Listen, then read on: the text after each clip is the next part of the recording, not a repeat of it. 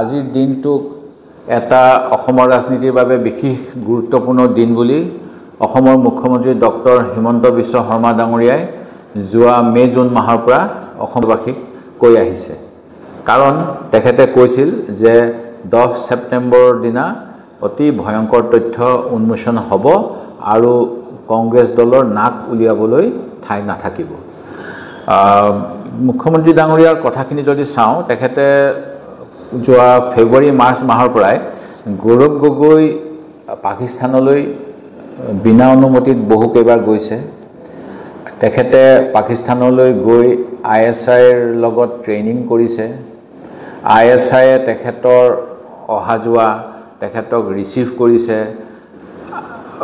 15 দিনতকৈ অধিক সময় তেখেতে ISIৰ প্ৰশিক্ষণ কৰিছে আৰু তেওঁ যোৱাৰ সময়ত ফুৰিবলৈ যোৱা নাই, ভাৰত বিৰোধী কামত গৈছে।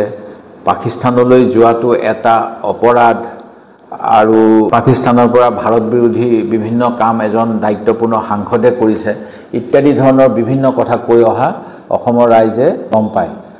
তেখেতে কেইবাবাৰো এই কথাও কৈ আছিলে পঞ্চায়তৰ নিৰ্বাচনৰ সময়ত, যি সময়ত অসমৰ ৰাইজক পঞ্চায়তৰ যোগেদি কি কৰিব পৰা যাব, কি হ'ব, এই কথাবিলাক ক'ব লাগে।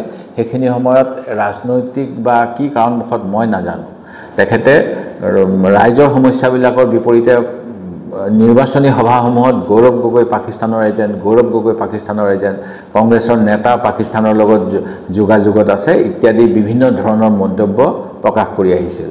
আৰু যেতিয়া আমি কৈছিলোঁ বিধানসভাৰ ভিতৰত, বিধানসভাৰ বাহিৰত, যে যদিহে কিবা ভাৰতৰ বৈদেশিক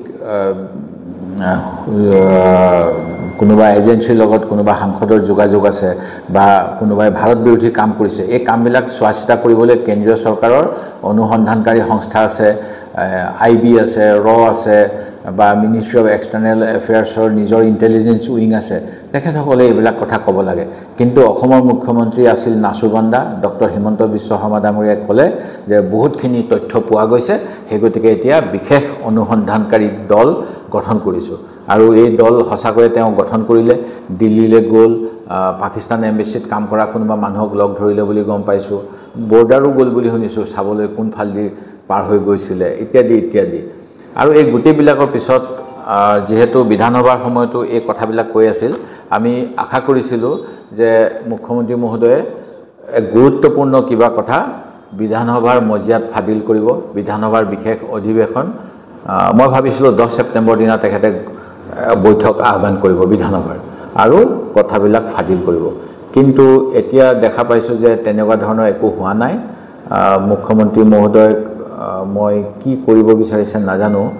যদিহে তেখেতে নিজৰ ৰাজনৈতিক দলৰ লাভালাভৰ বাবে কংগ্ৰেছ দলৰ নেতাসকলক এনেকৈ বদনাম কৰাৰ এটা ব্যৱস্থা কৰিছিল, মই ভাবোঁ আজি তেখেতে অসমবাসীৰ ওচৰত ক্ষমা খোজা উচিত যে মই নিজৰ দলৰ বাবেহে এনেকৈ কংগ্ৰেছৰ নেতাসকলক বদনাম কৰিছিলোঁ।